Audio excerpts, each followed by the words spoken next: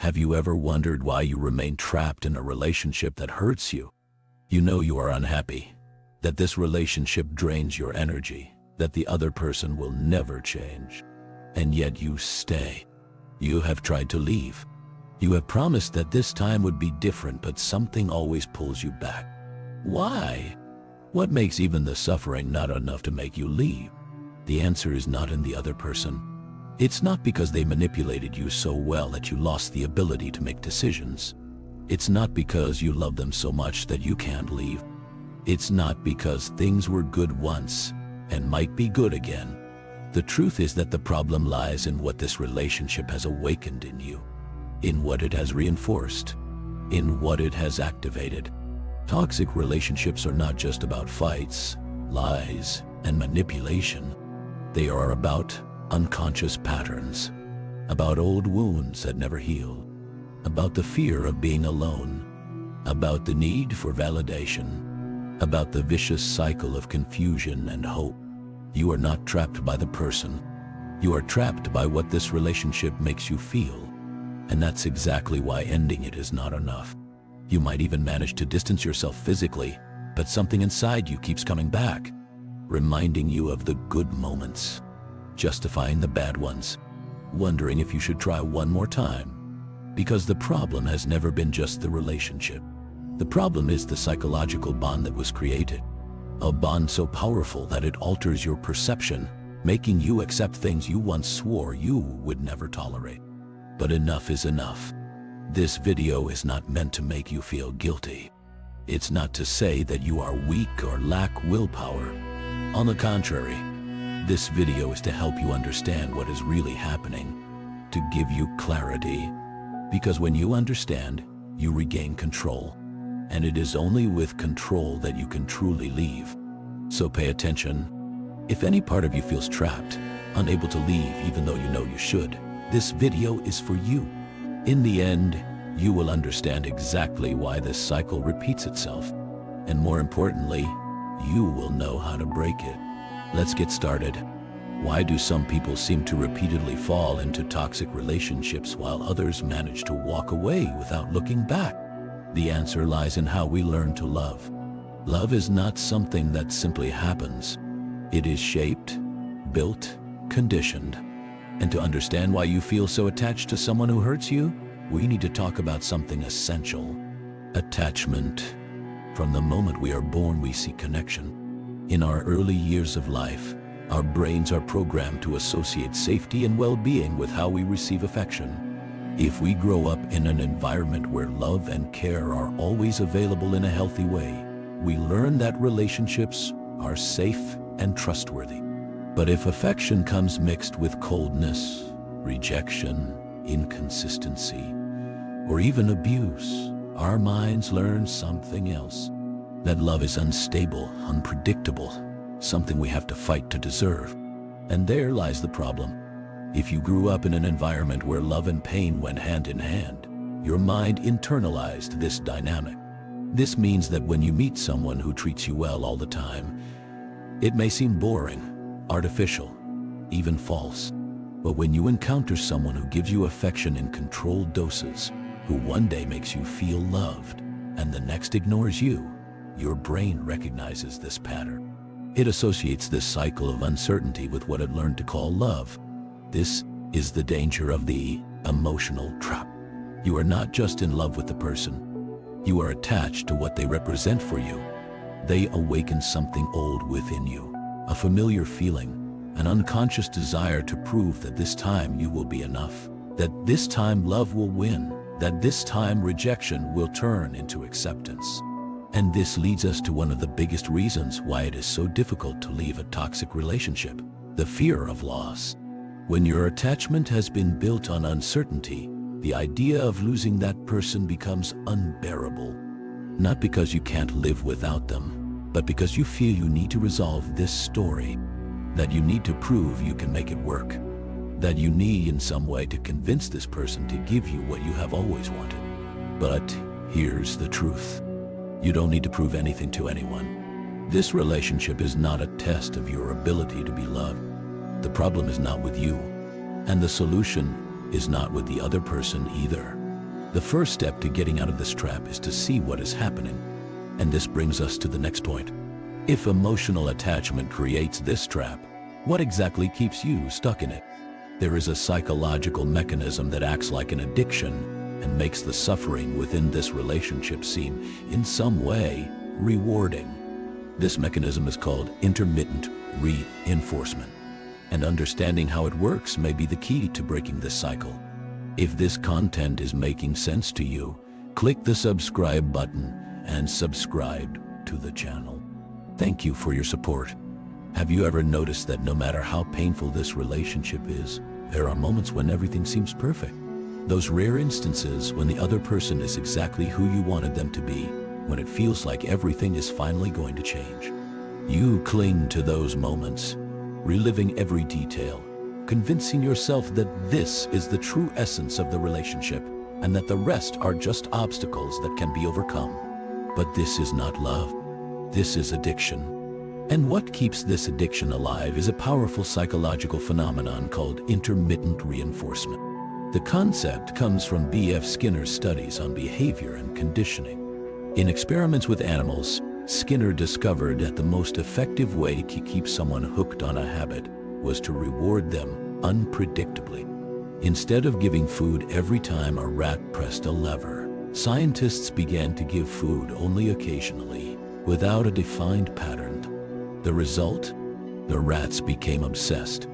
They pressed the lever repeatedly, desperate for the next reward, unable to stop. Now replace the rats with human beings and the liver with your relationship. It works the same way. If the other person were cruel all the time, leaving would be easy. But they give you small, random doses of affection, making you keep trying, always hoping for the next emotional reward. And the most perverse thing about this mechanism is that it trains you to accept less and less. In the beginning, you might have demanded respect, reciprocity, commitment. But after so many ups and downs, your standard changes. You start to accept crumbs, because deep down you just want to relive those good moments. You convince yourself that if you try hard enough, if you are patient, if you change something about yourself, the other person will finally return to who they were at the beginning. But that is the trap. This relationship was never about love. It was about control.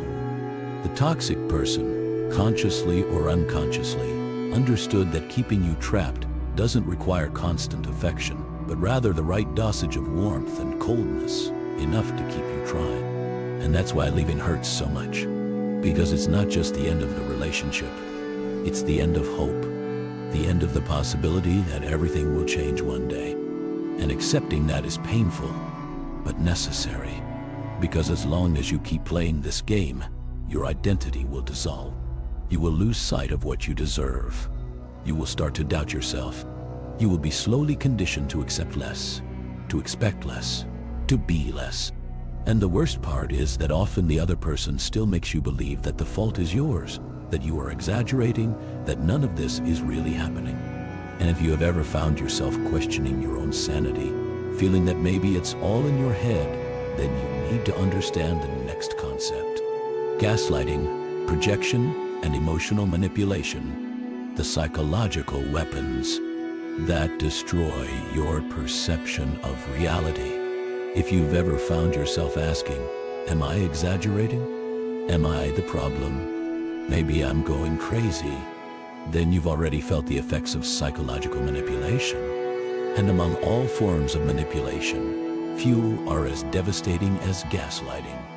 Gaslighting is when someone distorts reality to the point of making you doubt your own feelings, memories, and even your sanity. It is an extremely effective control technique because it puts you in a constant state of doubt, making it harder to recognize the abuse and even harder to escape from it. Here's how it works. You notice something wrong in the relationship, perhaps a strange behavior, a contradiction, a lie, and confront the other person. But instead of taking responsibility, they flip the situation. They accuse you of exaggeration, paranoia, of creating problems where none exist. Phrases like, "You always misunderstand everything," "Wow, you're so sensitive," "That never happened," Your imagining things start to become common. Over time, you begin to doubt yourself. You replay conversations in your head, try to remember details, seek evidence to validate your feelings. But with each new confrontation, the distortion of reality intensifies. What once seemed obvious now feels uncertain. And the more you doubt your own perception, the more dependent you become on the other person to define what is real and what is not. Deceiving is just one of the tools used in toxic relationships. Another powerful weapon is projection. Here, the person transfers their own flaws and behaviors onto you. If they lie, they accuse you of being dishonest. If they are unfaithful, they accuse you of cheating. If they are aggressive, they say you are the one provoking them. And the cruelest part of all is that often the victim begins to believe these accusations, taking on guilt that isn't theirs and carrying an emotional burden they should never have to bear. The goal of these manipulations is not just to deflect responsibility, but to put you in a state of confusion and emotional exhaustion. Because when you are emotionally drained, it becomes easier to control you. When your self-esteem is shattered, you accept any crumbs of affection as a reward. When your perception of reality has been altered, you stop trusting yourself and start trusting the other person blindly. And this leads us to an even deeper question. Why do you continue to accept all of this? If it is already so clear that this relationship is destroying you, why is the fear of leaving still so great? The answer lies in one of the most powerful factors that keeps a person trapped in a toxic relationship. The fear of loneliness and the illusion that love can change someone. Have you ever found yourself thinking, but what if I never find another person? Or, what if no one else loves me? Have you ever caught yourself believing that if you just try a little harder, have a bit more patience, or change something about yourself, maybe this relationship will finally work? If so, then you have been a victim of one of the biggest factors that keep people trapped in toxic relationships: the fear of loneliness and the illusion of change. The fear of loneliness is not irrational. It has deep roots in our psyche. Since childhood, we are taught that being alone is a bad thing, something to be avoided at all costs. Society reinforces this all the time. Movies, songs, social media, everything tells us that being loved is our ultimate goal, as if being single is a failure, as if not having someone is proof that something is wrong with you. Now combine that fear with a relationship that has destroyed your self-esteem. A relationship where you were conditioned to believe that no one else would understand you, that no one else would accept you the way this person does, that no one else would love you like this. The result? You convince yourself that leaving would be a mistake, that it would be better to endure what is bad than to risk being alone. But what if I told you that what you are feeling is not real, is not fear of loneliness, that what you are actually feeling is emotional withdrawal? Toxic relationships create a state of dependency similar to addiction. You are not just attached to the person, you are trapped by hope. You remember the person they were at the beginning, those moments when everything seemed perfect, and you believe that if you just hold on a little longer, that version of them will return. You rationalize the bad moments, justifying them as temporary phases. You cling to empty promises, to sweet words spoken at the right moments, and ignore the reality of their actions. This is not love. This is the illusion of change. The problem is that real change does not happen because you want it to. It doesn't happen because you love enough. It doesn't happen because you have sacrificed yourself to the point of having nothing left. True change only happens when the person recognizes the problem and has a genuine desire to transform. And let's be honest, how many times has this person promised to change? How many times have you heard excuses? How many times have you believed that this time would be different? If nothing changes, it's because this relationship was never meant to change. And accepting that hurts. It hurts because it means giving up hope. It hurts because it means facing the emptiness left by something that consumed so much of your life. It hurts because it means admitting that you invested time, energy, and love in something that never had a future. But this pain is temporary. the pain of continuing, that is eternal. But leaving a toxic relationship is not just about deciding to walk away. If it were that simple, you would have done it already. To truly leave, you need to break the emotional bond, reprogram your mind, and rebuild your identity. And that is exactly what we will talk about next. How to break the cycle and start the process of emotional detoxification. Have you ever noticed that, even knowing that this relationship is destroying you, something inside you still hesitates? Even when the pain becomes unbearable, there's still that voice saying, "What if I'm making a mistake?" Or, "What if I never feel something like this again?" This happens because leaving a toxic relationship is not just a rational decision. It's not enough to understand that this relationship is harmful to you. You need to reprogram the way your brain associates love, validation, and even your own identity. You need to go through a true process of emotional detoxification. Yes, detoxification. Because this relationship functioned like a drug. Every little dose of affection was a reinforcement to keep you trapped.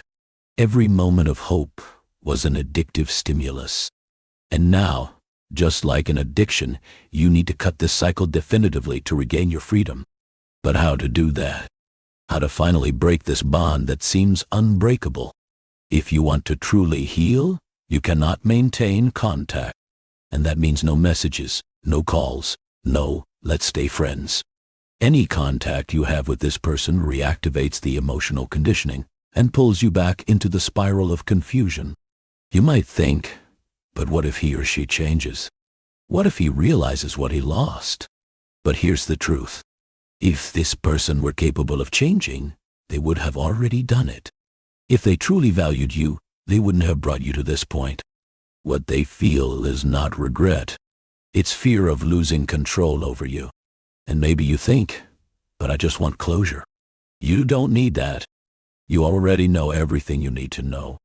The closure you want is not an answer. It's a last reason to stay. So cut it. Cut everything. Block them on your phone. Leave social media. Don't accept crumbs. And get ready.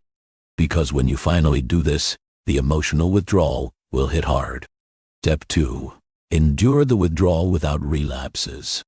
In the first few days, you will feel an emptiness. Your brain has been conditioned to this. Seek this person to feel complete, so their absence may seem unbearable. But this is not longing, this is withdrawal. The problem is that your brain will try to convince you to go back. You will only remember the good moments, forget the suffering, and think, maybe I overreacted. But that's just your addiction trying to pull you back. The best way to get through this phase is to replace the old pattern with a new one. Fill that emptiness with something else. Get into a routine that keeps you busy. Exercise, read, write, hang out with friends who make you feel good. And above all, don't romanticize the past. Make a list of everything this person did to hurt you and reread it whenever you feel like going back. Step 3. Rebuild your identity. Toxic relationships destroy self-esteem. You've gotten used to seeing yourself through the eyes of the other. You were taught to believe that you are not enough, that you will never be truly loved, that you need to change, to be accepted. Now it's time to reprogram yourself. You need to ask yourself, who was I before this relationship? What did I like? What made me happy? What did I abandon to fit into this relationship? Recovering means rediscovering yourself. It means finding your voice, your desires, your autonomy again. You don't need a relationship to be whole. This idea was planted in your head by a society that profits from your insecurity. But the truth is that the love that truly matters, and the only one that can heal you, is self-love. And that's exactly what we will talk about now. Because leaving a toxic relationship is not the end. It's the beginning of something much greater. And true liberation only happens when you finally choose yourself. There comes a moment when you need to make a decision to continue destroying yourself in the name of a love that was never real, or finally choose yourself. Because in the end, it doesn't matter what the other person feels. It doesn't matter what they promised. It doesn't matter how many times they said they would change. What really matters is what you accept for your life. And maybe, at that moment, you still feel doubt.